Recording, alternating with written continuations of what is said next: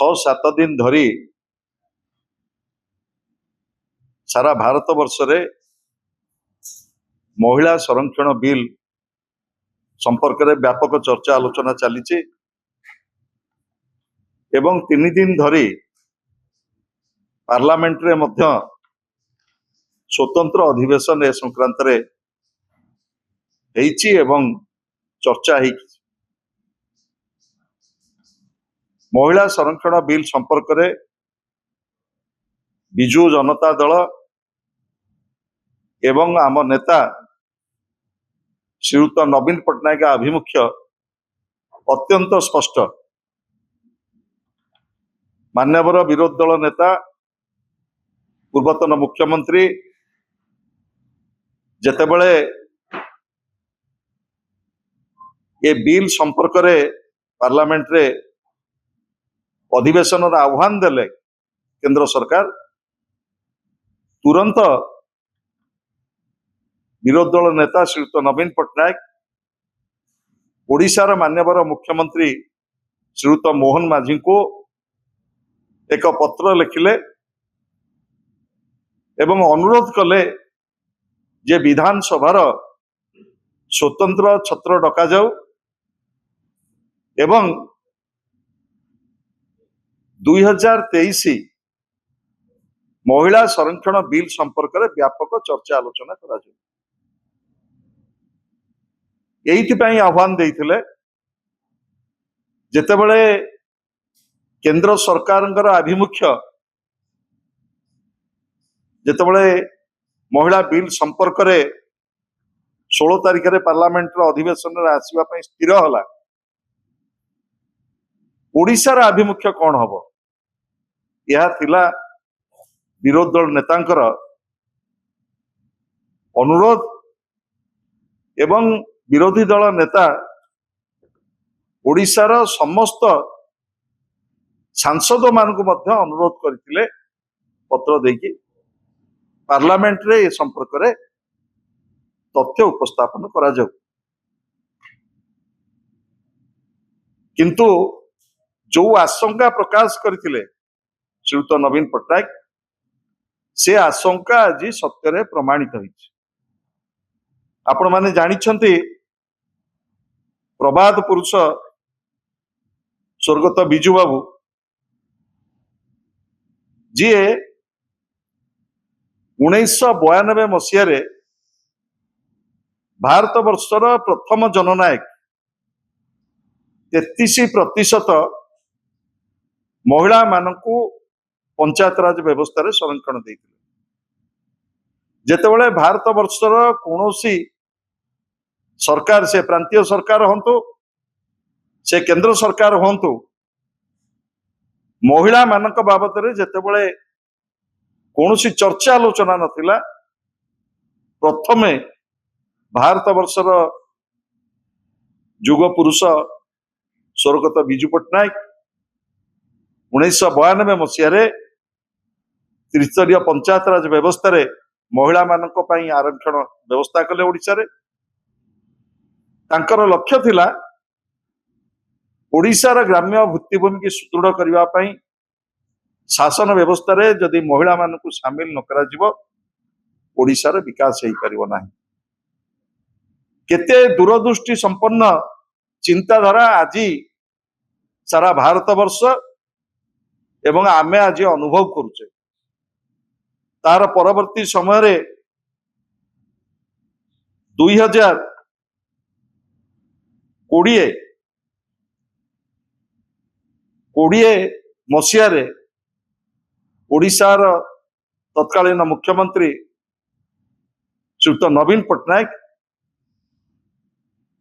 से कहिले जे गोटे परिवार रे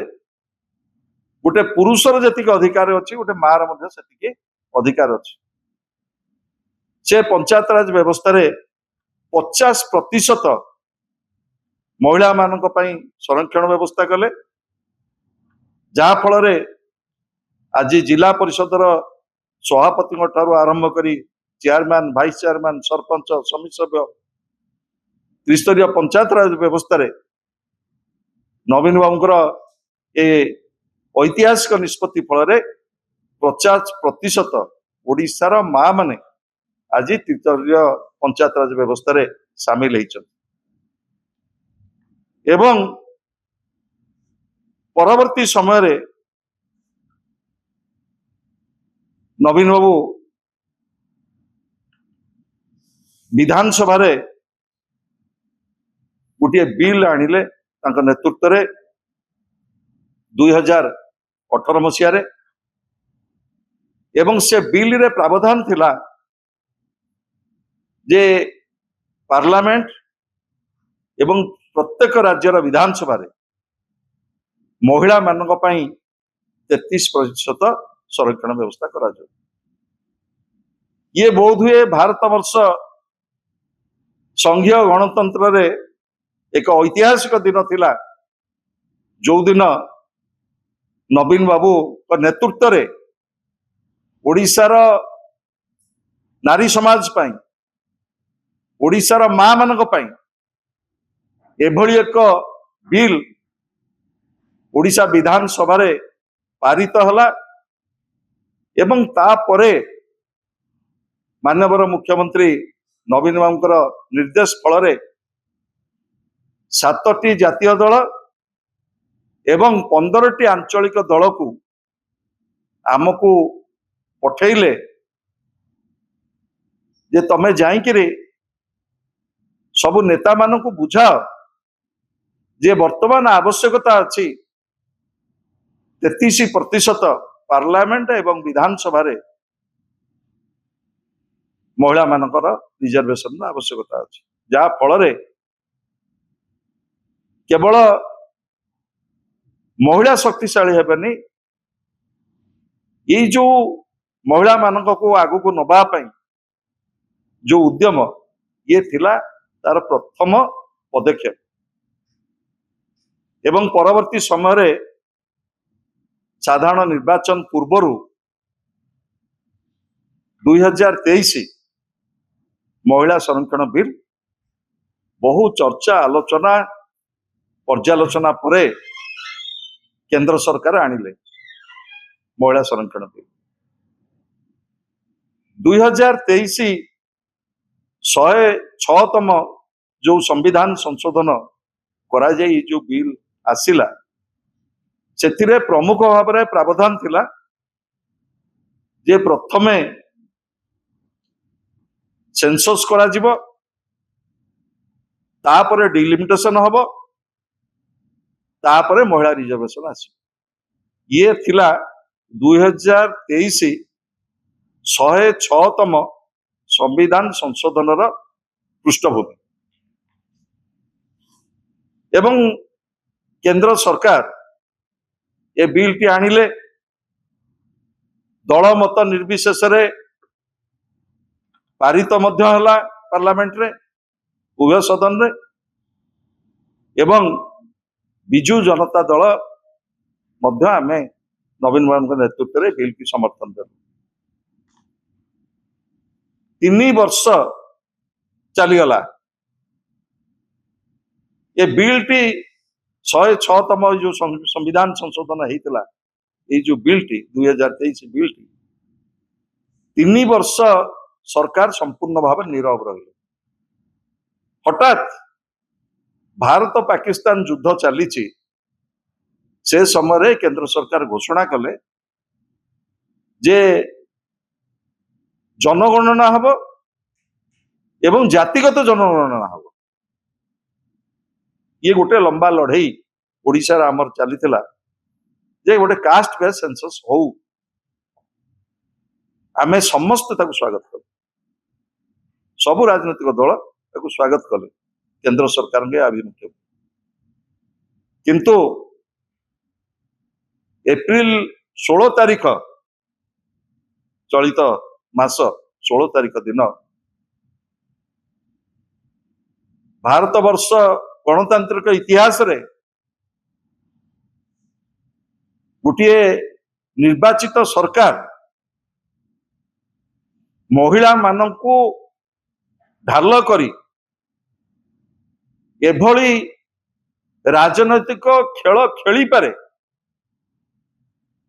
महिला मानक विरुद्ध रे एभली षड्यंत्र करा जाई पारे आर बलिष्ठ उदाहरण संघीय व्यवस्था रे स्वाधीनतर भारत वर्ष रे 75 वर्ष आम अतिक्रांत कले किंतु एभली धोखा एभली प्रतारणा केबे महिला माने अनुभव करि नथिबे। 2026 16 तारीख दिन आउ एक संविधान संशोधन अणागला एवं से संविधान संशोधन रे व्यवस्था रहिला जे आमे 2011 जनगणना को आधार करिवु तापरे डिलिमिटेशन हबो महिला संरक्षण हबो। तमर प्रथम 2023 रे जेतेबेले महिला संरक्षण बिल आसीथिला सेतेबेले बिल रे मुख्य प्रावधान थिला 26-27 रे जो जनगणना वर्तमान चलीची ये जनगणना सरीबो ये जनगणना आधार उपरे यही जनगणनार आधार उपरे डिलिमिटेशन हबो एवं महिला संरक्षण हबो। किंतु 16 तारीख दिन आउ एक संविधान संशोधन जो आसिला सेथिरे कुहागला जे 2011 सेंसस को आधार करी डिलिमिटेशन करा जिवो एवं महिला आरक्षण करा जिवो किंतु आकु नोटिफाई मध्य करागला महिला संरक्षण को नोटिफाई करागला। आमर एठी कहिवार कथा आपण जो प्रावधान थिला संविधान संशोधन जोतरे सर्वदल समस्ते सहमति हेतिले तमे पुणी 2011 सेंसस को जाउछ एवं केतोटी प्रश्न भारत वर्षर जनसाधारण पाखरे आम मानक पाखरे माँ मानक पाखरे गुड़िए प्रश्न तैयारी करागला। कौन से प्रश्न? केंद्र स्वराष्ट्र मंत्री गृह मंत्री जो कथा कहले पार्लियामेंट रे 543 की 850 कर ये 850 संख्याटी तमे कोट पाइल को आधार रे तमे 850 कल तार आधार टा कौन? 2011 सेंसस को आधार करिच कि प्रोरोटा बेसिस रे से संख्या को बढ़ाइच कौन तार आधार? से आधार उपरे सरकार कौन उत्तर नहीं। एवं ओडिशा रे 2 जन मंत्री भुवनेश्वर मान्यवर सांसद गणमाध्यम को कही सारे जे 2011 सेंसस रे जदि हेइतांता तबे आमे 8-10 सीट आमर बढ़ी जाइथांता पार्लियामेंट रे एवं अनुपातिक भाव में विधानसभा रे पड़िथांता। किभली भाव रे ओडिशार जनसाधारण को विभ्रांति करा जाउछ ताको आपण माने आज विचार करिवे। 70 लाख महिला मिशन शक्ति नवीन बाबू नेतृत्व रे ओडिशा रे गोटे नीरव आंदोलन रे परिणत होइतला। माँ मानक पाई मातृशक्ति पाई केवल कथारे नुह आपण देखिथिबे आस्का संसदीय क्षेत्र रु दिल्ली संसद पर्यंत जड़े महिला मिशन शक्तिर माँ प्रमीला विषय स्वर मध्य पार्लियामेंट रे पहुंची थिला। किंतु दुर्भाग्यर कथा आज भारत वर्षर मातृशक्ति ओडिशार मातृशक्ति आज प्रतारित होइचंती सरकारंकर एभली द्वैत आभिमुख्य पाई। मुझे स्पष्ट कर देवाकू चाहे तमे जेते कथा कहले मध्य ओडिशार मातृशक्ति आको ग्रहण करि नाही।